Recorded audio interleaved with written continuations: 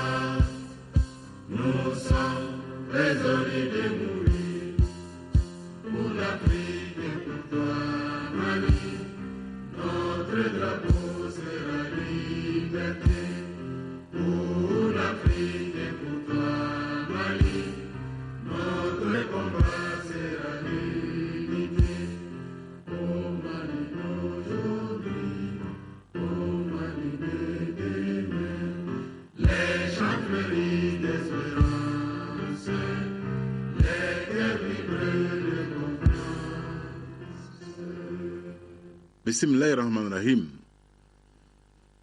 Chers compatriotes, le balancier du temps revient sur une date majeure de notre histoire immédiate. Une date capitale, avec, hélas, son lot de tristesse, sa part de sang et de larmes. Les grandes nations, vous le savez, chers compatriotes, sont celles-là qui assument leur histoire, dans ses forces comme dans ses faiblesses. Et par là même arrive à entonner les pages, même les plus sombres, sans rien occulter. C'est d'ailleurs pour ne rien oublier et se rappeler les messages de la lutte qu'a été instituée la semaine des martyrs que nous célébrons en ces jours. De jeunes parmi nos garçons et nos filles sont tombés, des femmes sont tombées en se levant parce qu'il n'y avait plus de dignité à rester assis. Permettez-moi d'invoquer de nouveau Amatoula et Touti, ma fille, tous enfants de lumière dont la pensée ne m'a jamais quitté le long de ces décennies. Elle symbolise la dépouille innocente, injustement arrachée. En ce soir de recueillement et de résolution renouvelée, prions pour les dizaines, voire les centaines de nos fils et filles, frères et sœurs, pères et mères, épouses et époux, qui, à l'instar de Ramatoulaye, ont laissé la vie lors des tragiques journées de mars 1991. Parents de martyrs, les nôtres, sachez-le, ne sont pas sacrifiés en vain. Il ne saurait être question que la nation les oublie un instant. Le Mali est une grande nation. Nous sommes une grande nation parce que nous sommes une grande productrice de civilisation et d'humanisme brillant et fécondant. Nous sommes une grande nation parce que nous sommes une nation résiliente. Nous sommes une grande nation parce que nous sommes une nation capable de dépassement et de compromis. Nous sommes une grande nation parce que notre nation sait surmonter les passions, l'adversité et les rancœurs. Tous, toutes, fils, filles de la même nation, certes diverses, nous savons nous mettre d'accord sur l'essentiel, à savoir vivre ensemble. Chers compatriotes, nous devons alors rendre grâce à Dieu pour avoir fait de nous ce peuple majeur, ce peuple brassé qui, privilège exceptionnel, peut réunir pour les mêmes événements sociaux Moussa Traoré, Alpha Omar Konaré, Amadou Toumani Touré, Djamouna Traoré, Ibrahim Boubacar Keïta, comme il a su réunir héritiers de Dabo Sissoko et de Modibo Keïta. Oui, la nation malienne est une réalité tangible, un capital qu'il nous faut préserver et fructifier. C'est cette perspective qui inspire la commission Vérité, Justice et Réconciliation, récemment adoptée par l'Assemblée nationale du Mali. Exigence d'un temps de reconstruction, cet instrument s'appuiera sur les leviers de la vérité et de la justice, avec pour objectif d'œuvrer au retour définitif de la paix dans notre septentrion, où s'appliquera, comme dans les autres régions de notre pays, un processus revu et corrigé de décentralisation. Aussi, le gouvernement doit être utile dans les jours à venir. La stratégie mise en œuvre pour que, au-delà de la décentralisation, nous arrivions à la dévolution. Donc, l'exigence d'un autre État, le mouvement pour mieux d'État, afin que les citoyens soient centre et finalité du processus de développement national. En cela, nous resterons pleinement dans l'esprit du 26 mars. Tirant les leçons du passé, nous ferons en sorte que toutes les légitimités, traditionnelles comme modernes, soient désormais représentées dans les instances de gouvernance locale bénéficiant d'une large capacité de décision. Car l'État centralisateur jacobin a vécu. Il doit faire place désormais à un État dispensateur de justice, impartial et souveraine, digne et respecté, avec des citoyens égaux devant les opportunités et une armée véritablement outillée et motivée pour veiller la République et défendre l'intégrité du territoire national. L'État patrimonial, néo-patrimonial aussi a vécu. La corruption qui plombe notre économie, notre développement sera immédiatement combattu, tout comme l'impunité. Nous l'avons compris et nous allons s'affaiblir dans cette direction. Elle ne sera pas celle de réformes cosmétiques, mais d'une modification profonde de notre rapport à l'État et du rapport de l'État aux citoyens. En cette veille du 26 mars, occasion solennelle de commémoration de la révolution malienne, qui a permis le dialogue avec la rébellion d'alors, puis la signature historique du pacte national en 1992, je veux renouveler mon appel au mouvement rebelle du Nord, qu'ils viennent autour de la table, qu'ils acceptent sans atermoiement et sans subterfuge le dialogue qui nous permettra de valider un avenir mieux assuré pour nos régions septentrionales aux vulnérabilités hélas réelles, qu'ils fassent en sorte qu'apaiser et remobiliser nos frères et sœurs des camps de réfugiés puissent envisager sans tarder le retour dans leurs sites respectifs. Mais qu'ils viennent à ce dialogue tant attendu avec la certitude que l'État restera unitaire, un et indivisible. Chers compatriotes, le 26 mars 1991, la jeunesse était debout, certes pour exiger le pluralisme démocratique, devenu depuis une réalité dans notre pays, même s'il reste perfectible. Mais chez nos jeunes, il y avait également en lame de fond le désir d'avenir, d'un avenir différent, légitime et garanti. L'école et l'emploi sont les principales garanties de cet avenir. En 1994, un effort volontariste et méritoire avait créé l'Université du Mali, bien des décennies après les premières universités coloniales africaines. Foura Bay College à Freetown, Sierra Leone, créé en 1827, Makerere Université créée en 1922, Legon Université créée à Accra au Ghana en 1943, et l'Université de Dakar créée en 1957, Lux met à l'Est, Dakariensis Universitatis. Notre université nouvellement créée était de bien loin la cadette de l'Université du Niger créée en 1974, l'Université du Tchad créée en 1971, pour ne citer que l'exemple de ces deux pays qui partageaient avec le Mali les mêmes caractéristiques socio-économiques. C'est dire donc que notre université est une jeune université. Il fallait donc oser, et nous avons osé, comme vous aimez le dire. Mais nous ne mettons pas, chère jeunesse, pour autant la tête sous le sable. Nous savons que notre enseignement supérieur souffre de tares gravissimes, voire congénitales, qu'il faut immédiatement éradiquer, tant dans les domaines de la gouvernance, de la pédagogie, que de l'articulation formation-emploi.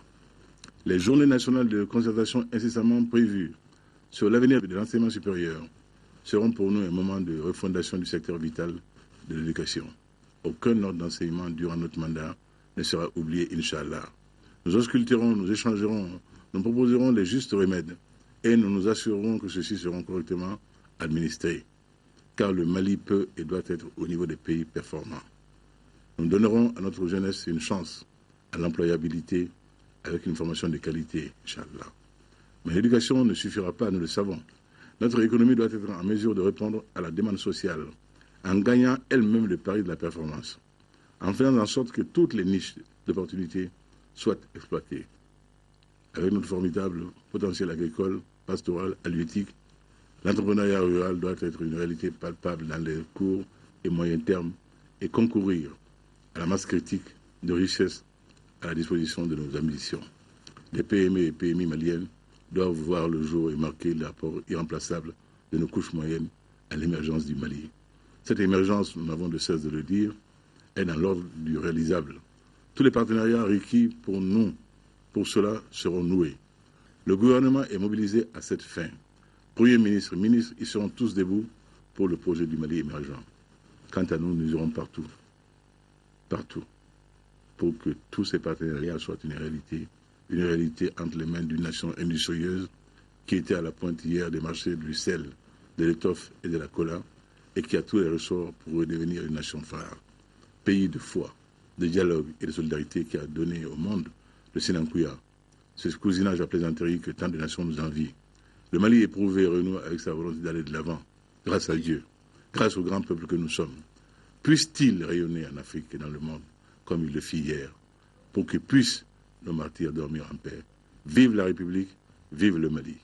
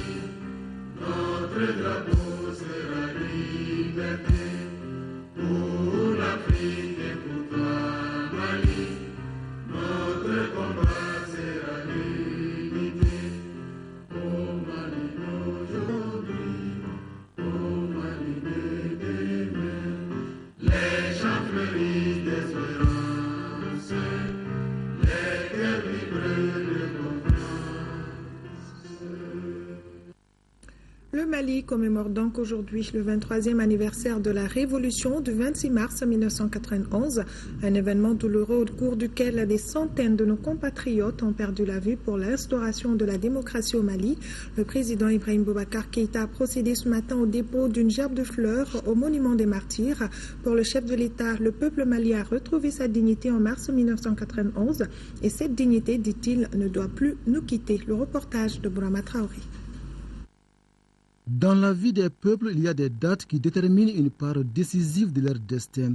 Le 26 mars 1991 en est une pour les Maliens. C'est ce jour que tout un peuple a décidé de tourner une page de son histoire au prix du sang et des larmes, ce qui a abouti à l'avènement de la démocratie. 23 ans après l'événement tragique, l'esprit du 26 mars reste intact dans le cœur des Maliens.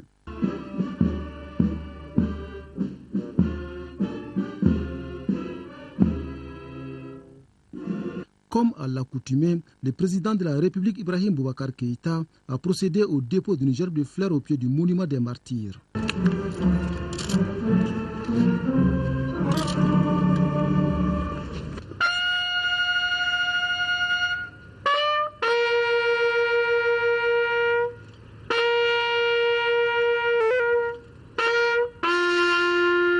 L'acte du chef de l'État vise à perpétuer la mémoire des centaines de Maliens tombés sous les balles de la révolution du 26 mars 1991.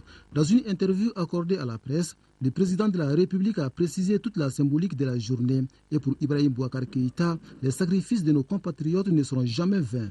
C'est le sacrifice ultime consenti par les meilleurs des nôtres pour que aujourd'hui soit. Et ce sacrifice aurait pu nous éviter ce que nous avons connu. Tant il était magnifique le message du 22 mars et du 26 mars. Hélas, nous avons trébuché, nous avons fauté.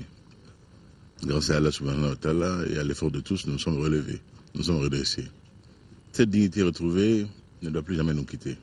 En tous les cas, elle m'inspire et elle m'inspirera tout au long de mon mandat, chaque jour et chaque seconde, le souvenir de ces martyrs. Le 23e anniversaire de la révolution de mars 1991 intervient cette année dans un contexte du retour du Mali sur la scène internationale. L'événement est célébré également au moment où notre pays commence à recouvrer son intégrité territoriale. De quoi inciter davantage les Maliens à une unité d'action pour relever d'autres défis, notamment la réconciliation nationale.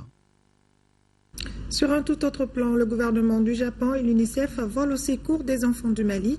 Les deux parties ont procédé hier après-midi au lancement du protocole d'accord de dons qui s'élève à plus de 3,3 milliards de francs CFA. Le projet permet entre autres la prise en charge de 18 000 enfants de moins de 5 ans atteints de malnutrition sévère. La cérémonie s'est déroulée au ministère des Affaires étrangères et de la coopération internationale en présence de plusieurs personnalités, nous dit Mohamed Diarra. Un tonnerre d'applaudissements pour saluer le partenariat dynamique entre le Mali et le Japon à travers l'UNICEF. Cette cérémonie consacre le lancement d'un projet ambitieux de plus de 3,35 milliards de francs CFA qui sera exécuté dans la région touchée par la crise. Ce qu'on veut faire, c'est d'accompagner le gouvernement du Mali à rétablir à la fois la présence des services de base dans le nord. C'est le gouvernement qui fera cet exercice. Nous serons avec le gouvernement, avec l'administration centrale, locale, provinciale, pour que ces services soient mis en place. Autre composante essentielle du projet, c'est la prise en charge psychosociale de 50 000 enfants affectés par le conflit du Nord. 100 000 autres enfants seront enregistrés à la naissance. Ce geste du pays du soleil levant est la preuve de l'engagement pris par le Premier ministre japonais lors de la 5e conférence internationale de Tokyo sur le développement de l'Afrique. Il s'inscrit dans le cadre de la coopération économique multilatérale non remboursable du Japon en faveur du peuple malien. Le Japon est déterminé à accompagner les nouvelles autorités maliennes dans le processus de consolidation de la paix et de la démocratie. Le gouvernement du Mali n'en demandait pas mieux. Le Mali apprécie à sa juste valeur la forte dimension que donne le peuple et le gouvernement du Japon à l'approche fondée sur le respect des droits des femmes et des enfants. C'est pourquoi, au nom du peuple et du gouvernement, je voudrais vous remercier pour ce geste combien significatif pour la prise en charge de l'urgence dans la difficile situation de post-crise que vit le Mali. Cette cérémonie est la preuve que le Mali bénéficie de la confiance de ses partenaires dans son processus de stabilisation. Les acteurs du secteur de l'eau, l'hygiène et l'assainissement en conclave, ils se sont retrouvés autour du thème eau et énergie, enjeux et perspectives. C'est pour commémorer la journée mondiale de l'eau. L'eau, source de vie et dont l'accès reste une contrainte en cette période de décrue. Reportage Alpha Maïga. La question d'eau potable, d'hygiène et d'assainissement est une préoccupation des organisations non gouvernementales ONG. Elles se sont donné la main ensemble, ici, pour commémorer dans une synergie d'action la journée mondiale de l'eau. Aujourd'hui, on a posé le problème de eau et énergie, enjeux et perspectives. Donc aujourd'hui, la question du développement durable est posée par les acteurs de l'eau, qui parlent d'énergie, parlent de développement durable, et qui parlent d'énergie, parlent d'eau. Donc, ces deux concepts intimement liés, et aussi intimement liés au développement durable. Et au Mali, c'est depuis 1994 que la commémoration a commencé. À l'exception de l'année 2013, cette journée a été suffisamment fêtée au Mali. La commémoration de la journée mondiale de l'eau intervient dans un contexte de reprise après 2 années de crise sociopolitique que le pays a traversée. Et c'est dire que la célébration de cette année intervient au moment où les besoins sont énormes et cela à cause de la longue période sans réalisation à hauteur de souhait. La Jeune Chambre internationale universitaire Bamako Espoir lance un vaste projet de prévention et de sensibilisation sur la circulation routière. Le coup d'envoi des activités a été donné à l'École nationale d'ingénieurs. Le projet vise à réduire considérablement le taux d'accidents sur nos routes. Reportage Fademba Keita. Jeunesse et sécurité routière, 3e édition, est le thème central de cette série de campagnes initiée par la Jeune Chambre internationale universitaire Bamako Espoir. Les activités inscrites au programme des jeunes universitaires vont en droite ligne de leurs aspirations, à savoir ensemble pour 365 jours d'impact. Tout de suite, nous sommes en formation sur 100 étudiants à la formation du premier degré en sécurisme. On a prévu de donner des casques. On va faire la caravane, faire le tour même des facultés, des écoles du Mali pour pouvoir sensibiliser les étudiants et confectionner des murs sur lesquels on va mettre des panneaux de signalisation pour la sécurité routière. Au centre de ce projet innovant, la formation de plus de 100 jeunes en sécurisme. La mise à niveau est assurée par des agents de la protection civile. Nous venons tout juste de boucler une formation avec la coopération française hier et ce sont ces mêmes gens qui ont été formés hier, qui ont obtenu leur brevet de monitorat, qui vont venir former ces gens-là aujourd'hui. J'ai dit vraiment bravo, ce sera vraiment un feedback, une continuité. Ce projet ainsi lancé invite les conducteurs en général, les jeunes en particulier, au strict respect des 10 conseils de la courtoisie sur la route. Entre autres, j'évite de me faufiler entre les véhicules quand je suis à moto, de consommer de l'alcool ou des stupéfiants avant de prendre la route, interdiction formelle d'utiliser le téléphone au volant ou à moto pour ne citer que cela.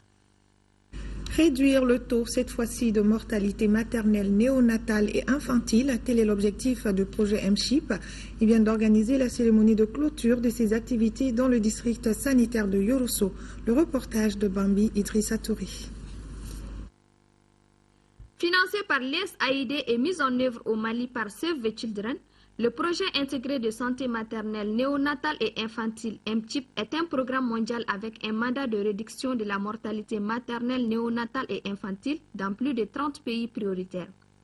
En 4 années d'efforts pour la cause des mères et des enfants au Mali, MCHIP a toujours cherché à atteindre ses objectifs.